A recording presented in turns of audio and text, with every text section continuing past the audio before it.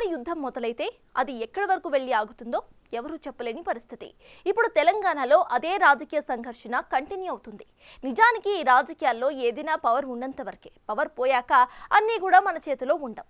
ఈ యథార్థాన్ని గ్రహించాలి. కానీ ఎదురెదుతామంటే మాత్రం సీన్ మరోలా ఉంటుంది. అచ్చంగా ఇప్పుడు తెలంగాణలో జరుగుతున్న చేరికల మారుతుంది. అయితే 39 మంది ఎమ్మెల్యేలు ఉన్న బీఆర్ఎస్ పార్టీలో చివరకు 4-5 మాత్రమే ఉంటారా అన్నట్లుగా పరిస్థితి మారిపోయింది. ఇంతకీ తెర వెనుక అసలేం జరుగుతుంది? Watch it.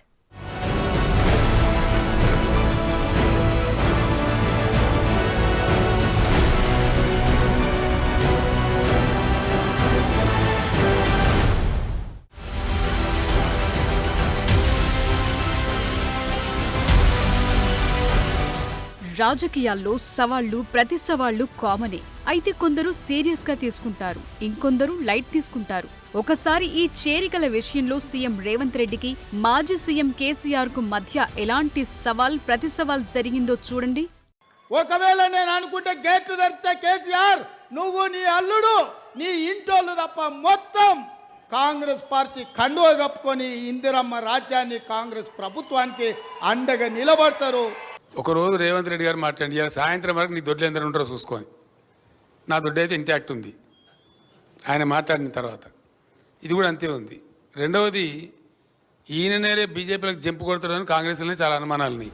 చూశారుగా, మోదీ కేసీఆర్ కలిసి తమ ప్రభుత్వాన్ని పడగొడతామంటే చూస్తూ ఊరుకోబోమని సీఎం రేవంత్ రెడ్డి మార్చిలోనే మొదటి హెచ్చరిక జారీ చేశారు. ఎంపీ ఎన్నికల తర్వాత రాష్ట్రంలో కాంగ్రెస్ ప్రభుత్వం ఉండదని ఒకసారి, ఆగస్టు తర్వాత రేవంత్ సర్కార్ కూలిపోతుందని ఇంకోసారి, ఇలా బీజేపీ బీఆర్ఎస్ నేతలు పదే పదే చెప్పటంతో ఇక లాభం లేదని సీఎం రేవంత్ ఓ కామెంట్ చేశారు. ఒకవేళ తాము గేట్లు ఓపెన్ చేస్తే బీఆర్ఎస్ లో కేసీఆర్, ఆయన ఫ్యామిలీ తప్ప ఎవ్వరూ మిగలరని, అందరూ కాంగ్రెస్ కండువా కప్పుకుంటారని సీఎం అన్నారు. తమతో పెట్టుకున్న వారెవరూ బాగుపడలేదని 4 నెలల క్రితమే మొదటి హెచ్చరిక జారీ చేశారు. అయితే అప్పుడు ప్రత్యర్థి పార్టీ నేతలు ఈ వార్నింగ్ ని పెద్దగా పట్టించుకోలేదు. సీన్ కట్ చేస్తే ఇది ఆపరేషన్ ఆకర్ష్ రిజల్ట్.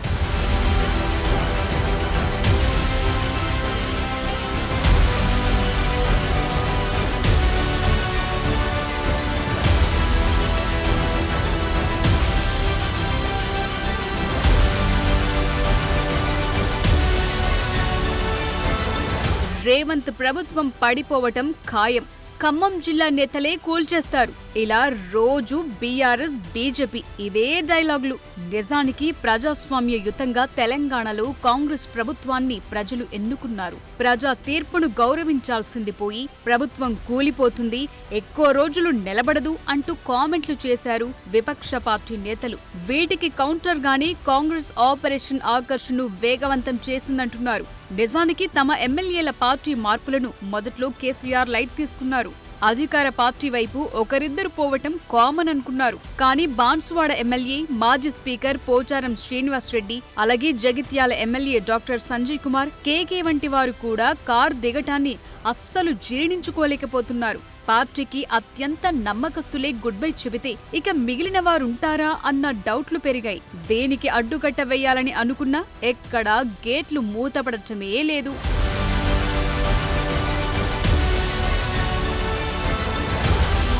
ఇప్పుడు ఆపరేషన్ ఆకర్ష్ చూస్తుంటే అసలు బీఆర్ఎస్ ఉంటుందా ఊడుతుందా అన్న డౌట్లు. ఏకంగా బీఆర్ఎస్ ఎల్పీని కాంగ్రెస్ లో విలీనం చేసుకునేలా కథ నడుస్తోంది. అప్పటి వరకు చేరికలు ఉంటూనే ఉంటాయన్న వాదన వినిపిస్తోంది. ఓవైపు తమ ఎమ్మెల్యేలను కాపాడుకునే ప్రయత్నాలు చేస్తున్నా ఎక్కడా ఎవరూ తగ్గటం లేదు. గతంలో పిలవగానే క్యూలో ఉన్నవారే ఇప్పుడు జాన్తానై అంటున్నారు. ఏవి వర్కౌట్ కాకపోతుండటంతో ఇప్పుడో కొత్త రాగం అందుకున్నారు. అదేంటంటే ఎమ్మెల్యేలతో రాజీనామా చేర్చుకోవాలని డిమాండ్ పెడుతున్నారు. విపక్షాలు చెప్పినట్లు అధికార పక్షం ఎక్కడైనా చేస్తుందా? అది ఎమ్మెల్యే పదవికి రాజీనామా చేయించి ఉప ఎన్నికలకు వెళ్లి ప్రయోగం చెయ్యాలని ఎవ్వరూ అనుకోరు. సో చెప్పేదేంటంటే, నీవు నేర్పిన విద్యయే నేరజాక్షి అని కాంగ్రెస్ నేతలంటున్నారు. అధికారంలో ఉన్నప్పుడు కాంగ్రెస్ ఎమ్మెల్యేలను చేర్చుకున్న బీఆర్ఎస్ పార్టీకి ఇప్పుడు ఫిరాయింపులపై మాట్లాడే హక్కు ఎక్కడిదని ప్రశ్నిస్తున్నారు హస్తం నేతలు. బీజేపీ నాయకులు ఈ ప్రభుత్వం ఏర్పడ్డ నెల 2 నెలలకే మొదలుపెట్టిన ఏమని, ఈ ప్రభుత్వం నిలబడదు, ఈ ప్రభుత్వం కూలిపోతుంది అంటే గాలి వస్తుందా, తుఫాను వచ్చి కూలిపోతుందా? ఎవరైనా కూలిస్తేనే కదా. ఈ ప్రభుత్వాన్ని ప్రకృతి కూల్చదు. తుఫాను వచ్చో పిడుగులు పడి కూలదు కదా. కూలిపోతుందంటే వీళ్ళకి కలబడ్డదా అంటే కూల్చే ప్రయత్నం చేస్తున్నారు కాబట్టి, కుయుక్తులు పన్నుతున్నారు కాబట్టి ఇలా బీఆర్ఎస్ పార్టీ ఆ దుర్బుద్ధితోటి ఈ ప్రభుత్వాన్ని కూల్చాలని కుట్రతోటి బీజేపీతో ఒప్పందం చేసుకునే కార్యక్రమం చేసుకుంటూ ఏదో రకంగా ప్రజల తీర్పును తిరగరాయాలని, అంటే ప్రజల తీర్పును అపహాస్యం చేయాలి, ప్రజాస్వామ్యాన్ని అపహాస్యం చేయాలని కూల్చే ప్రయత్నం చేసి మీరు ఒక్కటి కాదు 10 సార్లు మాట్లాడండి. కేసీఆర్ స్పష్టంగా మాట్లాడండి. ఇంకా కొందరికి ఈ వచ్చేటువంటి కొన్ని శాసనసభ్యులు కాంగ్రెస్ పార్టీ పట్ల ఆకర్షితే ముందుకు వస్తూ ఉన్నారు. తాజాగా డిప్యూటీ సీఎం భట్టి విక్రమార్క వైఎస్ఆర్ 75వ జయంతి కార్యక్రమంలో ఓ మాటన్నారు. గతంలో కాంగ్రెస్ ను వీడిన వారంతా ప్రజా పాలనను చూసి మళ్లీ పార్టీలో చేరుతున్నారని హర్షం వ్యక్తం చేస్తూనే ఈ క్రమంలో వైఎస్ఆర్ అభిమానులంతా కాంగ్రెస్ లో చేరాలని పిలుపునిచ్చారు. ఘర్ వాపసి చేయాలన్నారు. వైఎస్ఆర్ ఆలోచనలకు అనుగుణంగా పనిచేస్తామని చెప్పారు. అదే సమయంలో గతంలో కాంగ్రెస్ లో కీలకంగా పనిచేసిన వారు తిరిగి పార్టీలోకి రావాలని, అంతా కలిసి రాహుల్ గాంధీని ప్రధానమంత్రిగా చేసుకుందామని సీఎం రేవంత్ కూడా పిలుపునిచ్చారు.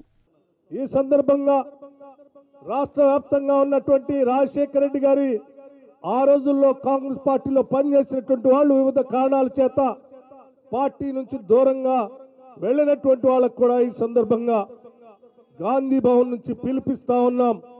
అందరూ రండి, కాంగ్రెస్ పార్టీలో చేరండి. కాంగ్రెస్ పార్టీ భావజాలాన్ని తీసుకొని ప్రతి గ్రామానికి కూడా ఈ ఇందిరమ్మ ప్రభుత్వం, కాంగ్రెస్ ప్రభుత్వం చేస్తున్న సంక్షేమ కార్యక్రమాల్ని ప్రజల దగ్గర తీసుకొని వెళదాం.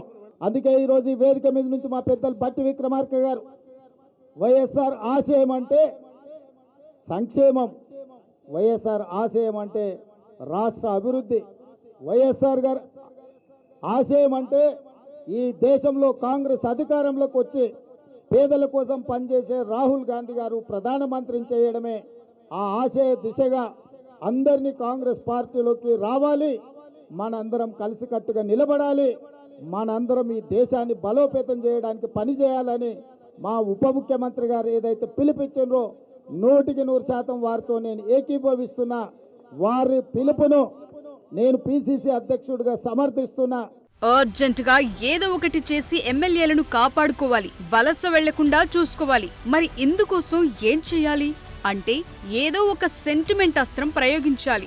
సరిగ్గా బీఆర్ఎస్ నేతలు ఇప్పుడు ఇదే చేస్తున్నారు. బీఆర్ఎస్ పేరును తిరిగి టీఆర్ఎస్ గా మార్చాల్సిందే అని మాజీ ఎంపీ వినోద్ కుమార్, మాజీ మంత్రి శ్రీనివాస్ గౌడ్ వంటి నేతలు కొత్త రాగం అందుకున్నారు. తెలంగాణ పేరుతో బంధం తెగిపోవటంతోనే ఈ పరిస్థితి తలెత్తిందన్న వాదన వినిపిస్తున్నారు. అయితే బీఆర్ఎస్ ను తిరిగి టీఆర్ఎస్ గా చేర్చేది లేదని ఇదివరకే కేసీఆర్ స్పష్టం చేశారు. కానీ గ్రౌండ్ లో సీన్లు చూస్తుంటే పార్టీ లేవటానికి తెలంగాణ సెంటిమెంట్ నే నమ్ముకుంటారా అన్నది కూడా కీలకంగా మారుతోంది.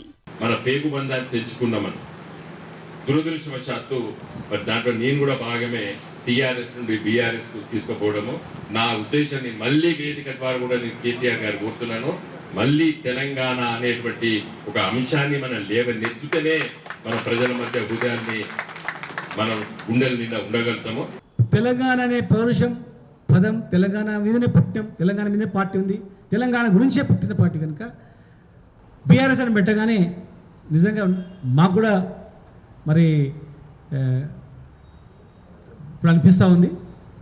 ఖచ్చితంగా మేము మా నాయకుని దృష్టికి తీసుకొస్తాం.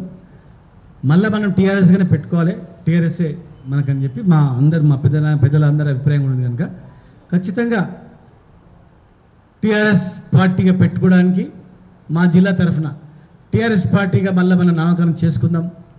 ప్రజల అభిప్రాయాన్ని మేము మలుచుకోవాలి, ప్రజల అభిప్రాయాన్ని. సో పొలిటికల్ గేమ్ అయితే నడుస్తోంది. ప్రభుత్వం కూలిపోతుంది అని అన్న వారి పార్టీనే కూలిపోయే పరిస్థితికొచ్చింది. మరిప్పుడు కేసీఆర్ వేసే అస్త్రమేంటి? వ్యూహాలకు ప్రతి వ్యూహాలు రచించిన ఘనాపాటిగా, రాజకీయ అపర చాణక్యుడిగా బీఆర్ఎస్ నేతలు చెప్పుకునే గులాబీ బాస్ గేమ్ ప్లాన్ ఎలా ఉండబోతోంది? ప్లాన్ బి ఉందా, లేదంటే మొత్తానికే చేతులెత్తేస్తారా చూడాలి.